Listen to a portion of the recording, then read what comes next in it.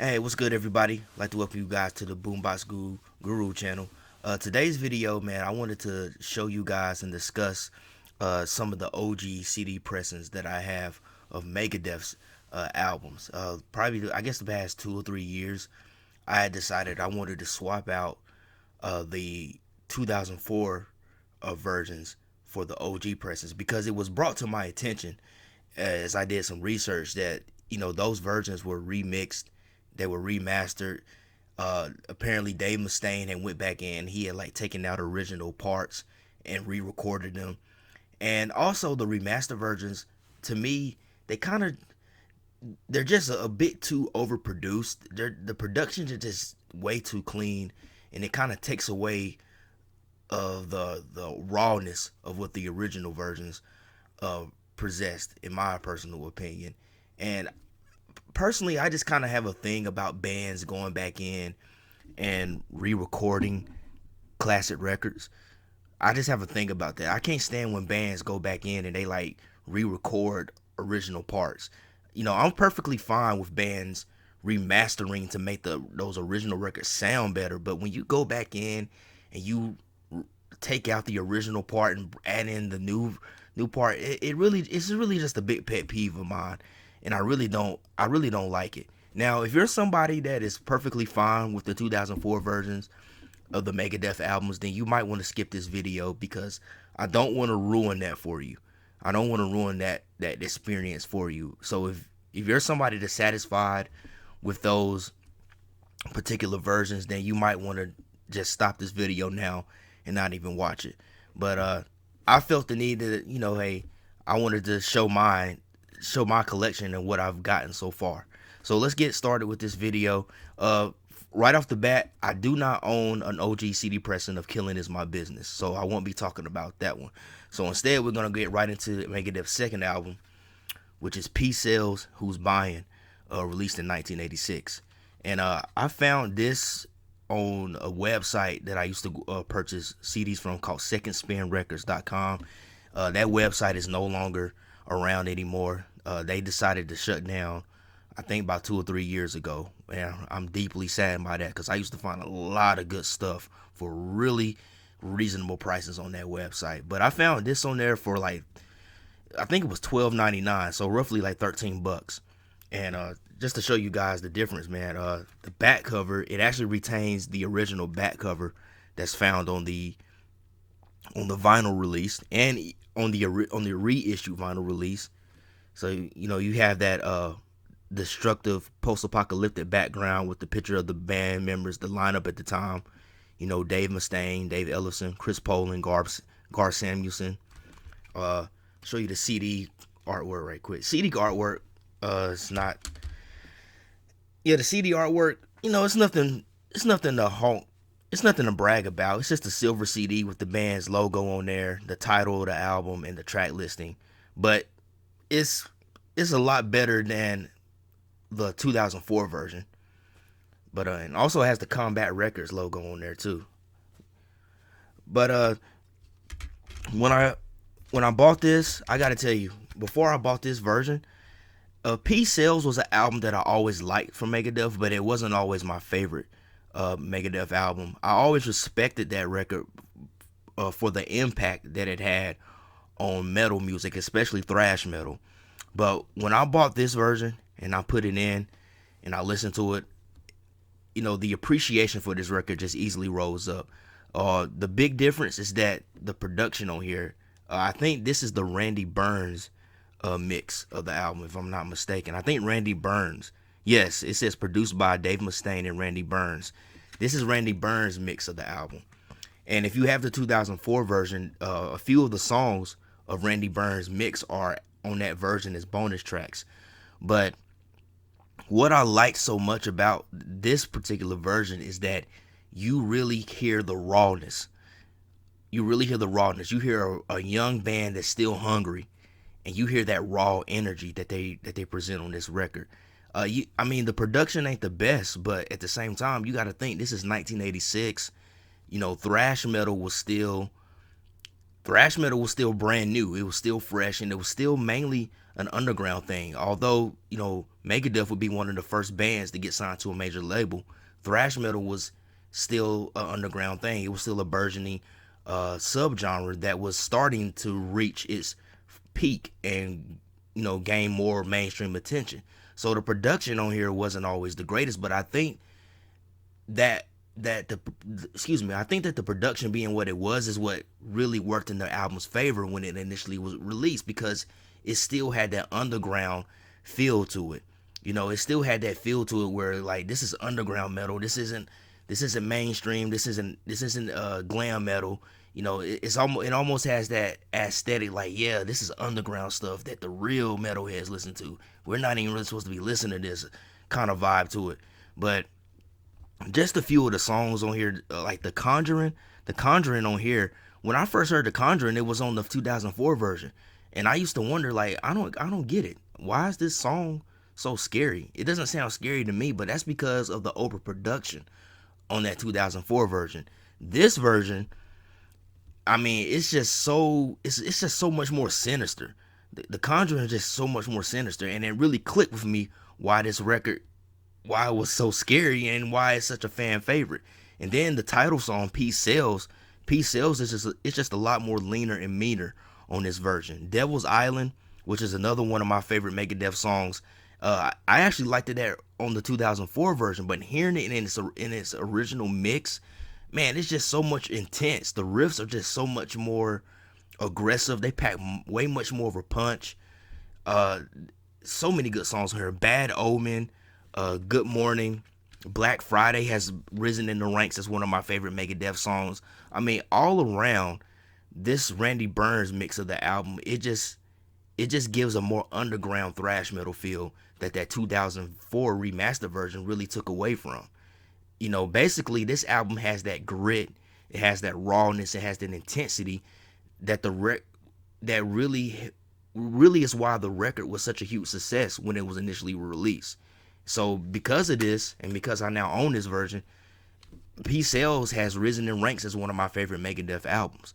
I really enjoy it so much more. Just to hear these songs the way that they were intended to be heard and the way that it should have been, especially the way people heard it back in '86, man, it just makes me have much more of an appreciation for this record, man. All right, so next is So Far, So Good, So What, released in 1988. Pretty cool back cover. Show you guys the CD. And again, the CD cover art, pretty much the same as Peace Sells, you know, basically just a silver CD with the band's logo, title, and track listing, and so forth. But still, I think more interesting than the 2004 version. Now, I have never actually owned the 2004 version of So Far, So Good, So What. I've never owned that version, so there's really not much I can say as far as comparisons. What I will say, though, is the song called Liar on this album, which is track number 7. It was brought to my attention, and I've seen several people on YouTube make videos talk about how Dave Mustaine actually went back and re-recorded the vocals for that song on the 2004 version, and I actually went on YouTube and listened to both versions to compare them, and there is a difference. The original version, Dave's vocals is just a lot more harsher and a lot more aggressive, especially that last part of the song where he's yelling liar. You can just hear more of the anger. More of the anger is present, which makes sense because we all know that song was a diss towards a former guitarist, Chris Poland, for what he had did. You know, he was pawning the band's equipment and stuff for drugs. So it was still fresh. That anger that Dave had was still fresh, and you can really hear it in this version. By the time he recorded in the 2004, I mean, come on, it had been years have passed since then. So you don't get that same feel. But that's really about the only comparison that I can make since I've only owned this version. I was planning on buying that 2004 version, but when I found out about how Dave had went back in and re-recorded parts, I said, you know what, I'll just stick with what I have. But one thing I will say is I think So Far, So Good, So What is one of Megadeth's most underrated albums. I don't think it really gets as much credit as the two before it and the ones that will come later afterwards. And I think when the album was initially released, it got a lot of positive reviews, but in retrospect, critics have gone back to kind of like not think it was that great of a record, consider it a weak point. I don't really think that this is a weak record. I think it was a solid follow-up to Peace Sells. My only criticism would be that there's a lot of reverb on this record. Lots of reverb. It almost sounds like the band is performing in an empty concert hall. That's really the way the record sounds. But other than that, there's a lot of good songs on here. I can't think of any weak songs on here. Everything on here is great. Into the Lungs of Hell, which is a great instrumental track. Set the World on Fire. Anarchy in the UK, a great cover of the Sex Pistols. Let's see here. 502, In My Darkest Hour. Yeah, everything on this album is really good. The only thing is all that reverb. All that reverb kind of takes away a little bit of the rawness that you heard on Killing Is My Business and Peace Sells. But other than that, man, I think this was a great record. But yeah, I don't. Like I said, any of you who owns the 2004 version, maybe y'all could comment and tell me the differences, give more in-depth differences about the releases. But like I said, I've only owned this version, and since I don't plan on buying that version, there's really not much I can say in comparison. But yeah, other than I think that so far so good. So what is an underrated Megadeth album, and one that I think should be reassessed, and people will hear that it was a really good follow-up to Peace Sells. All right, so now we're getting to another one of my favorite Megadeth albums right here. You guys already know which one this is, and that is Rust in Peace, released in 1990, man. So yeah, I was really glad to talk about this one of my favorite Megadeth albums. So look at the back cover. Awesome back cover. Way better than the 2004 version. I should have pulled out my 2004 versions to really give you a comparison, but you guys can look it up. Way better back cover, and I'm gonna show you guys this. Like, look at that cover art. Look at the CD cover art. Man, that CD cover art is just so. This one had the best packaging in my opinion. I mean, look at the CD cover art. That is so much better. That is leaps and bounds better than the 2004 version, man. But so let me tell you, this album right here, this is what really started my quest on trying to seek out the OG CD pressings. And the reason being is because I would say my number one favorite Megadeth song is on this album, Take No Prisoners. That is hands down my favorite Megadeth song of all time. It had such a huge impact on me. But what it was I was on YouTube one day, and I don't know what I was doing. I was just listening to Megadeth songs on YouTube for whatever reason. I had already had the CD, the 2004 version of Rust in Peace. I think I was maybe looking for a song to share in our like Headbangers group or whatever. But I came across the original version of Take No Prisoners, and when I heard it, I was like, whoa, this sounds way more rawer and way more aggressive than what I've been listening to on my iPod. So I started reading the comments, and people were talking about, yeah, man, the original version is way better than that 2004 remix version, man. Yeah, this version is way more aggressive than what Dave did for the 2004 version. And so I went and I started listening to more of the original versions of the songs, and I was like, man, this album, I mean, I already liked it, the 2004 version of Rust in Peace, but just hearing the original mix of these songs, it just took my appreciation up even higher for this record. Because Rust in Peace was already one of my favorite Megadeth records, but then hearing it the way it was supposed to be heard back in 1990, I was like, man, this is amazing. Like, Holy Wars, The Punishment Due, Hangar 18, Five Magics, every song on here is still, I mean, don't get me wrong, it's still complex. You know, it still has that technical thrash metal aspect, but it's just so much more aggressive. It's just so much more aggressive, man. Like the riffs, everything is just so much more grittier. It's so much more grittier. I mean, the production on here is far better than what the previous three albums had, but still the musicianship is just grittier and raw. So it just really just helped to raise my favoritism of this album so much more, especially hearing Take No Prisoners the way that it should be heard. But I just really, yeah, I was so glad to find this, man. And I'm gonna tell you, Rust in Peace was one of the easiest OG pressings to find. I mean, I think I found this at local, Revolver Records. That's where I found this version. But I had seen it like several times at other record stores. Like when Manifest was still around, they would have like at least 3 or 4 versions of it in the used section. A few other places, local bookstore that I go to, they had it several times. But I was so glad to get this version, man, and to hear these songs in that way, because I was like, yes, this is so much better. I mean, the only downside to having the OG presence is that sonically, the sound is a bit low in the mix. You have to kind of turn the volume up a lot to get that feel, to get that punch of it. But I would rather do that. I would rather do that and to hear the rawness and the grittiness of these songs than to have the clean, pristine, like, remastering of the 2004 versions. That's just my honest opinion. But again, man, this was the one that started my quest on seeking out all the OG presses, man. And this one has the best packaging. I mean, come on, look at the back cover. That back cover is way better than the 2004 one. And the CD cover art is just so the CD cover art was just cool, man. But yeah, I was so glad to own this. I think, no, so far so good. So what was the first one? This would be my second OG pressing that I bought. And you see it has the little slit right there on the side, which means that this version is out of print, unfortunately, man. But like I said, it was easy to find. I'm pretty sure you can go online on eBay or Amazon and find the original pressings, and they're not expensive either. I mean, this one was only $8.99. So what, $9? That was pretty reasonable for this to be an OG pressing, man.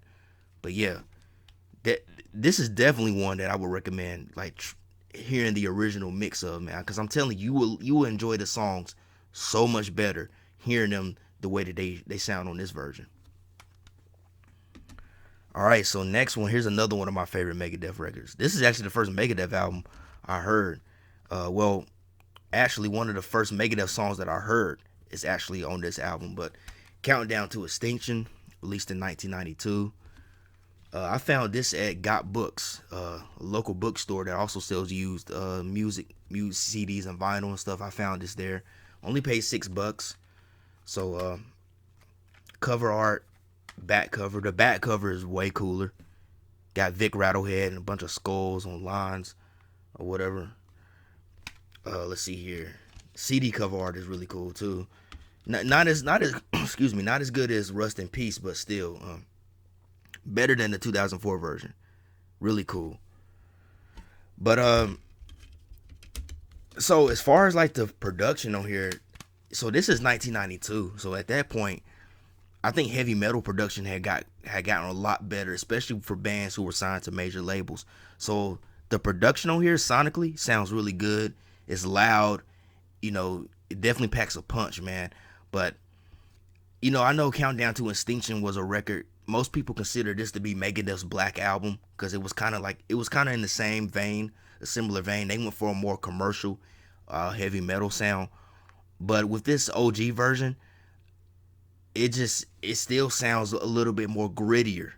And maybe because I was used to that 2004 version, but while sonically it does sound better, like the riffs, the vocals, everything, the whole musicianship, the whole gamut of it, it just sounds so much more like rawer. It still has a raw energy about it, man. Like Skin of My Teeth, the way that song opens up, I mean, it just packs so much of a punch. Symphony of Destruction, which is the first Megadeth song I ever heard. That riff, that main riff during the whole entire song, it's got like kind of a gritty kind of groove to it that I didn't notice on the 2004 version. But everything on this album, man, sounds great. I mean, sonically, it's not that far removed from the remaster version, but to me, Countdown to Extinction represents what I think Megadeth should have done as far as like the remastered versions. They should have just remastered the albums to sound better instead of going back in and remixing and taking out original parts. I think this is what Countdown to Extinction really represents. They should have went that format because the music on here sounds great. The musician, I didn't see nothing wrong with the musicianship. But granted, I'm not a musician. I'm coming at this from a fan perspective. But to me, this is what they should have did. They should have just remastered the sound so it sounded better, so it sounded louder, and you could pick up on more things instead of just going back in and taking out original parts. But this version sounds phenomenal in my opinion, man. Like they didn't like I said, the production on here at this point was better, so I don't have to turn my volume too high in order to really get that feel of the record or so forth. But it just feels great to hear that the original mix and that rawness that the band have. Like songs like This Is My Life, Psychotron, Captive Honor, Ashes in Your Mouth, all these songs, like I liked them on the 2004 version, but just hearing them on this original mix, it just the appreciation and the value of them have just, they just gone to another level for me. But yeah, glad to own this one, man. I think this was probably like the third OG pressing that I found. But yeah, man, it's just really cool to hear those versions with that more of that punch in the musicianship and in the riffs and everything, man. But great record, man. Great record.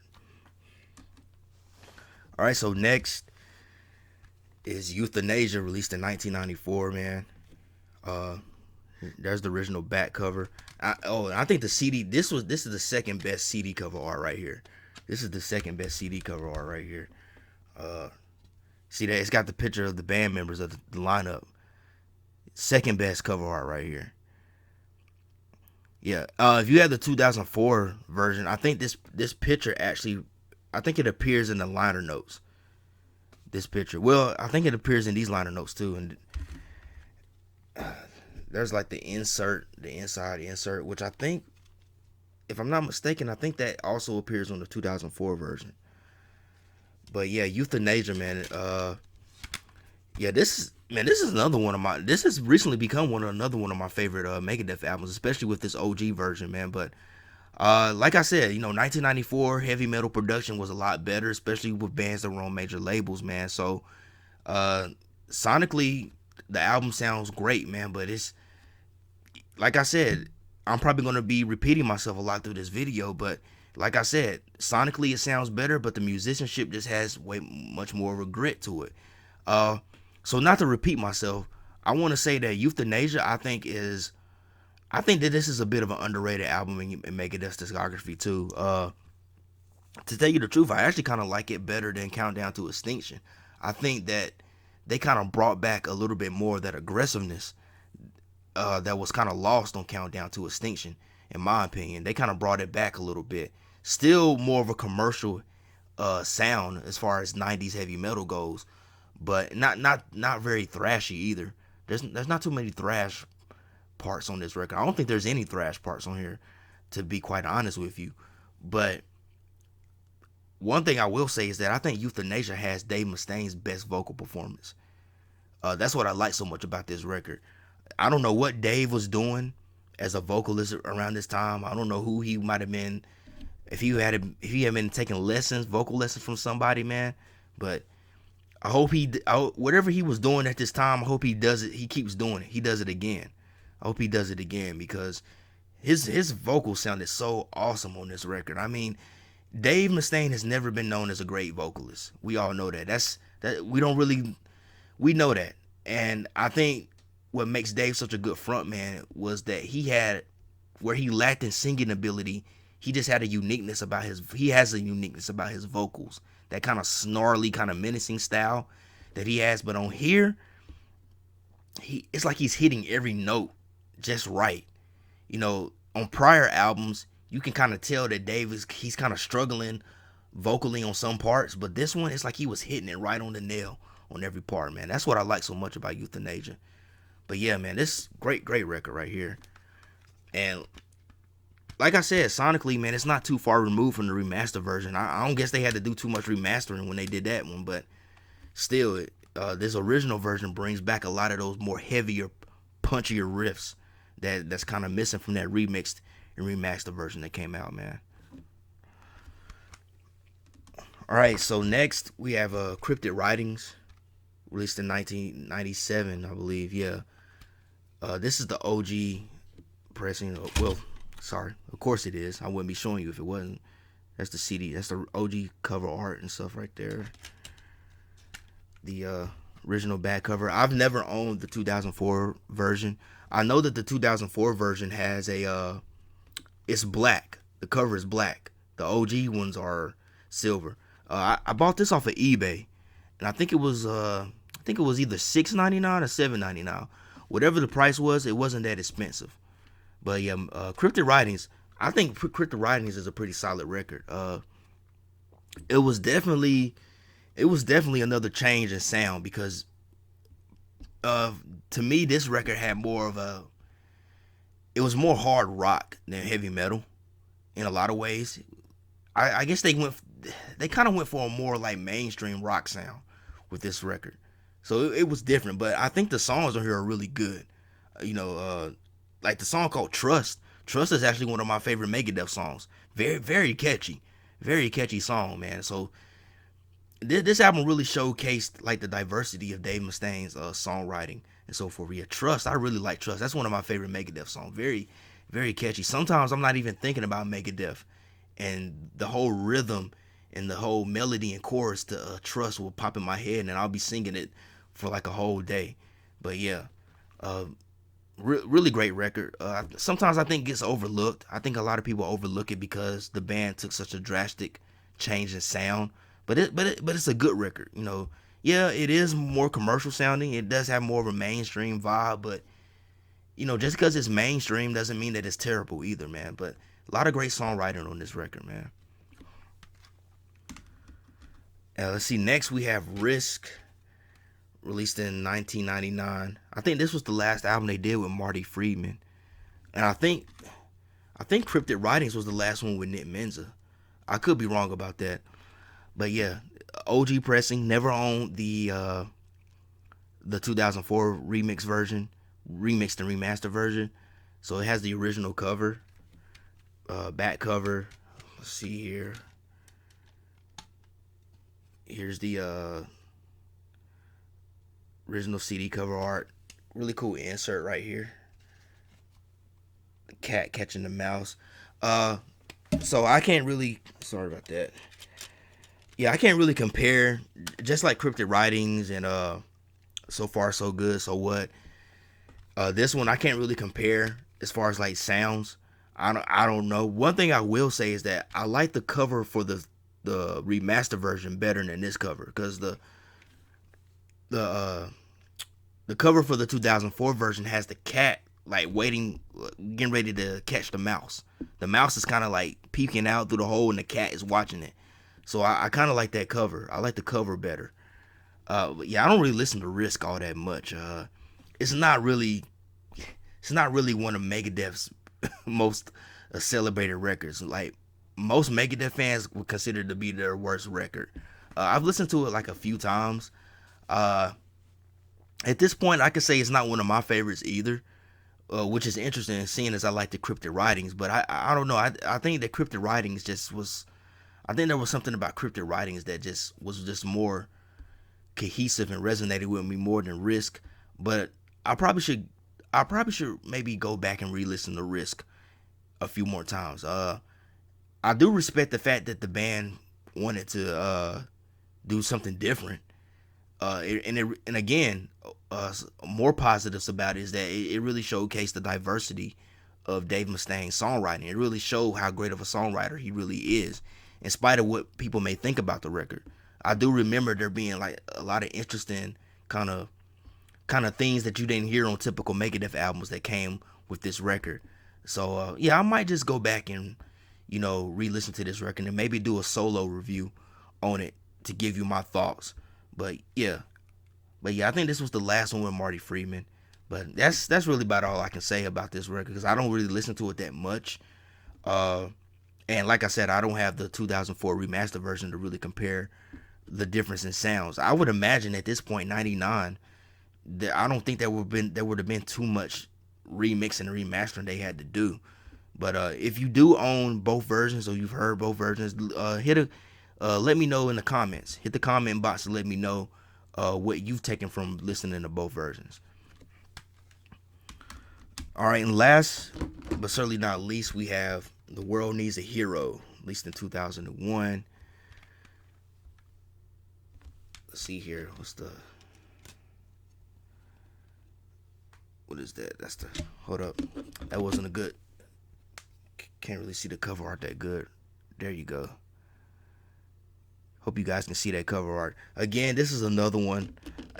Have never owned the 2004 version of it. Well, I don't actually. There wasn't even a. What am I talking about? There wasn't even a 2004 version of this album. But there was a reissue. There was a reissue that came out last year. Yeah, last year would have been the 20th anniversary of this record. There was a reissue. Now I didn't pick that up because I didn't really see much of a point in picking that version up. One thing I do know is that the cover art was changed. This one has this was the return of Vic Rattlehead. If you notice, after Rust in Peace, the albums that came out after that, Vic Rattlehead was not on the cover. He was not on the cover. Vic Rattlehead was not on the covers. I mean, he might have been in the inserts or whatever. He might have been in the inserts or on the back covers, but this was the return of Vic Rattlehead on the front of Megadeth albums, on the front covers.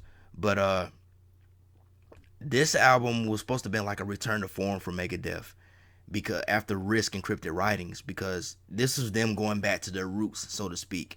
I don't know if I would necessarily call this like them going back to thrash metal roots. I mean, there are some thrashy moments on here, but to me, this is more like a heavy metal record, just more of a rawer, more grittier heavy metal record in a lot of ways. But yeah, I don't own the reissued version that came out back in 2001, so I don't know what differences, if there were any, with that version. I just know that the cover art is different, because this cover art is a little bit more explicit, disturbing. It has Vic Rattlehead popping out of Dave Mustaine's chest like the alien from the Alien movies. The version that was released in 2001, in 2021, last year, it's not as explicit. It just has the picture of Vic Rattlehead without it busting out of Dave Mustaine's chest. I think there was a lot of criticism when The World Needs a Hero was released about the cover art. I think a lot of critics kind of bashed the cover art. Why? I don't understand. I mean, it's a freaking heavy metal album cover. The band's called Megadeth. Like, what's the issue with the cover art, man? But in any regards, I don't plan on owning that version because I like this cover art. I thought this cover art was cool. I also like the back cover. I like the way everybody's dressed in the all black, kind of business casual kind of look, kind of that mature heavy metal look, in my personal opinion. But yeah, I like this record, man. I like The World Needs a Hero. I think it's kind of an underrated album, honestly. It wasn't a huge. It wasn't really that all a favorite. That's what I was trying to look for. It wasn't a huge favorite with the critics, as far as I remember. But what do the critics know? They're only just voicing their opinions. Personally, I thought it was a really good comeback for the band. A lot of good songs on here. Let's see, Motorcycle. We'll see, Recipe for Hate. I thought that was a good one. Losing My Senses. I really like Losing My Senses. And there was, what's the other song on here? Yeah, Return to Hangar. Yeah, there's a sequel to Hangar 18 from Rust in Peace. I thought the sequel, Return to Hangar, was actually pretty solid, man. Now, it's not better than Hangar 18. Hangar 18 is one of Megadeth's greatest songs. But so it's not better than that. But I thought it was a solid follow-up, man. I think this is all around a solid record that, I think you should judge for yourself. Don't listen to the critics. I think you should judge for yourself, because I really enjoyed this record. I listened to it actually quite a bit. But yeah, man, Megadeth World Needs a Hero, man. If you can, find the original version with the better cover art, in my opinion. Like, I don't get it. It's a heavy metal band. Why would you expect them to have a positive cover art? But in any regards, man, I really dig this record. But that's it for my OG Megadeth CD pressings. Hope you guys enjoyed this video. Like I said, if you're someone that's fine with the 2004 remixed and remastered versions, you might want to skip this video, because I will feel bad if I actually ruined that for you. I would feel bad if this video kind of ruins it for you. But if you are someone that would like to find the OG CD presence, I'm gonna let you know right now, it is not hard to find any of those versions. Uh, you know, you could probably go to any mom and pop record store and look in the used CD section and find any one of those, especially the ones from the 90s. You know, Rust in Peace. Let's see, Rust in Peace, Countdown to Extinction, and Euthanasia are the three main ones that I found the easiest. Those are the ones that I seen the most of in the used section. So those, if you're looking for those, you can find those easily in any record store. Peace Sales was a little hard. I was fortunate to find it on Second Spin. So far so good. So what? I just happened to go to that bookstore and they had it. And I bought it. Killing Is My Business. I do want to get that one. I've seen it pop up online, but that one is usually pretty expensive because it has the original cover art. You know, I call it like the hamburger cover art. I don't know why. Something about that original cover art of Killing Is My Business, it reminds me of a hamburger for some reason. I don't know. I'm just being silly. But anyway, yeah, that one's a little bit hard to find. I mean, it's not hard to find, but when you do find it, the OG CD pressing is a bit expensive. It's a bit expensive, man. So I don't know about that. And I've also heard that the remaster version, they came out in 2002. Interesting, on Loud Records, which was a hip hop label. I heard that version was like the only version of the remaster remix ones that actually somewhat stayed true to the original. So I don't know. Maybe some of you could clarify that if you know more than I do in the comments. You know, leave a comment and let me know. But yeah, if you do plan on finding some of these, man, they're not that hard to find. I think what happened was when those 2004 versions came out, a lot of people who had the original versions, they just kind of like sold those versions and took them to record stores or whatever. And you know, they traded them in. They swapped them out for the 2004 versions. But you know what? I'm glad to have these versions, man. It's just really good to hear these songs the way that they originally were intended to be heard, in my opinion. Like I said, it's just a pet peeve for me to when bands, you know, go back in and redo original stuff, man. I just don't like it. But I'm not a musician, and you can kind of understand from their point of view that, you know, they may hear something that they wish they had it done differently. But in any regards, man, this video is going on too long, so I hope you guys enjoyed it. If you do, please hit that thumbs up and give me a like. That way it will give my videos more exposure. It will be recommended to more people to come in and support the channel. Also, be sure to hit that subscribe button and tap that bell. That way you'll be notified whenever I drop new content. I also want to give a huge thank you to everybody that has been subscribing to the channel. Yeah, I've been steadily, my subscription-ships has been going up. People have been subscribing to my channel a lot more lately. So I appreciate everybody that's been showing their support and watching my videos. And as always, hope everybody has a blessed day, a blessed week, and love, peace, and music. Peace out, y'all.